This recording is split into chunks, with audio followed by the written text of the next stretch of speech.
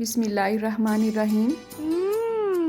Tasty. जी हाँ, आज हम बनाएंगे बहुत ही टेस्टी खजूर का शरबत, जिसे आम अल्फाज में नबीज़ भी कहा जाता है। ये एक नेचुरल इम्यूनिटी बूस्टर का काम करता है। तो चलें आज की इस वीडियो का आगाज़ इस दुआ के साथ करते हैं कि अल्लाह आप सबका दस्तरखान सजाए रखे और हम सबको सेहत और ईमान का रिज़्क़ अता फरमाए। तो यहाँ पे मैंने 12 से 14 अदद दाने खजूर के भिगो दिए थे रात को ही। आप अगर रात को नहीं भिगोना चाहते हैं तो कम से कम 4 से 5 घंटे के लिए आपने इसे भिगो देना है। उसके बाद इसका पानी हमने फेंकना नहीं है, बल्कि इसे भी हम यूज़ करेंगे। असल में यही नबीज़ होती है कि खजूर को पानी में भिगो के रखा जाए, फिर पानी को खजूर के साथ अच्छी तरह से मैश करके उसका जो शरबत बनता है उसी को नबीज़ कहते हैं।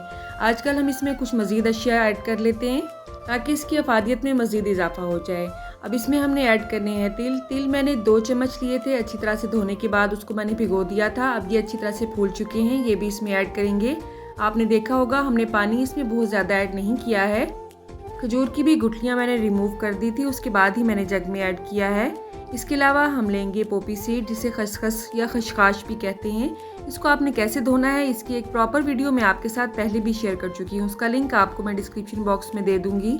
अच्छी तरह से धोने के बाद आपने इसे ऐड करना है और इसका एक्स्ट्रा पानी भी मैंने रिमूव कर दिया था। इसे भी मैंने 6 से 7 घंटे के लिए भिगोया है। इसकी अफादियत को मज़ीद बढ़ाने के लिए इसमें हमने बादाम ऐड किए हैं। मुट्ठी पर बादाम को मैंने रात को भिगो दिया था। इसका छिलका रिमूव करने के बाद मैंने इसमें ऐड किया है। आपने देखा इसमें जो चीज़ें भी हमने ऐड की हैं वो तमाम की तमाम बहुत हेल्दी हैं। अब इसे हमने शेक करना है। इसे 2 से 3 मिनट के लिए मुसलसल शेक करना है। आपको ज़रूरत महसूस हो तो आप इसमें पानी ऐड कर सकते हैं। अगर आपको लगे शेकर जग अच्छी तरह से हिल नहीं रहा है तो आप इसमें थोड़ा थोड़ा सा करके पानी ऐड करें। अगर आप यकदम ही बहुत ज़्यादा पानी इसमें ऐड कर देंगे तो खसखास का दाना अच्छी तरह से टूटेगा नहीं।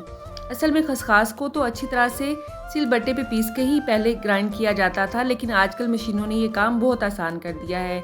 और आप यकीन करें हमेशा से मैं ऐसे ही सरदाई बनाती आ रही हूँ इसी जग में, और अल्हम्दुलिल्लाह खसखास का दाना बहुत अच्छी तरह से टूट जाता है अगर आपने इसे कम से कम 6 से 7 घंटे के लिए भिगो के रखा हो। आपने देखा इसकी बहुत अच्छी सी पेस्ट बन चुकी है।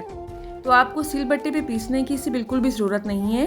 आप इस तरह से शेकर जग में थोड़ा थोड़ा सा पानी ऐड करके 2 से 3 मिनट के लिए अगर इसे मुसलसल शेक करते हैं तो इसका दाना टूट जाता है। अब इसमें हमने मज़ीद पानी ऐड करना है। सरदाई की और नबीज़ की बहुत सी रेसिपीज़ आपको मेरे चैनल पे मिल जाएंगी। मैंने एक अलग प्लेलिस्ट बनाई हुई है ड्रिंक्स के नाम से, अगर आप चाहें तो वो देख सकते हैं। बहुत ही फ़ायदेमंद साबित होगी वो आपके लिए। अब इसे हमने छान लेना है।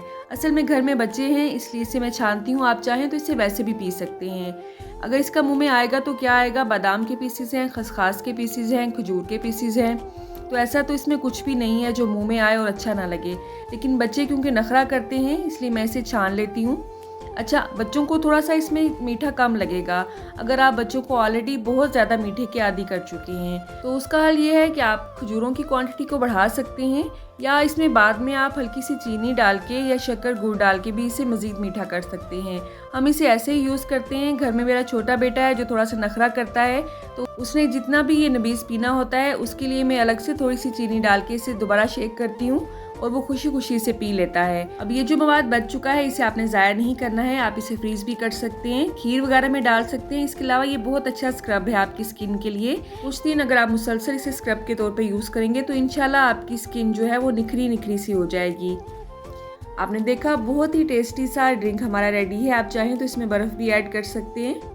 मैं इसे अफ्तार से तकरीबन 1 से 1.5 घंटा पहले रेडी करती हूँ और इसे बना के फ्रिज में रख देती हूँ, इसलिए इसमें बर्फ़ ऐड करने की बिल्कुल भी ज़रूरत महसूस नहीं होती है। और आजकल वैसे भी बहुत ज़्यादा गर्मी है भी नहीं पाकिस्तान में, तो आपकी मर्ज़ी है, आप इसे वैसे पिएँ या इसमें बर्फ़ ऐड करके पिएँ। आप इसमें दूध भी ऐड कर सकते हैं, लेकिन दूध के बगैर ही ये बहुत टेस्टी लगता है अल्हम्दुलिल्लाह। आयरन, कैल्शियम और पोटाशियम से भरपूर ये ड्रिंक अगर आप कुछ दिन मुसलसल पिएंगे तो इंशाल्लाह अपनी सेहत में ज़रूर फ़र्क महसूस करेंगे। विटामिन डी, कैल्शियम और आयरन की कमी जिन लोगों में है, अगर वो कुछ अर्सा मुसलसल इसे इस्तेमाल करेंगे तो इंशाल्लाह मुझे दुआएं देंगे। अल्लाह आप सबको सेहत और ईमान का रिज़्क़ अता फरमाए और हम सब के रिज़्क़ में कसरत से ज़्यादा बरकत और आसानी अता फरमाए। मेरी नेक्स्ट वीडियो तक अल्लाह हाफ़िज़।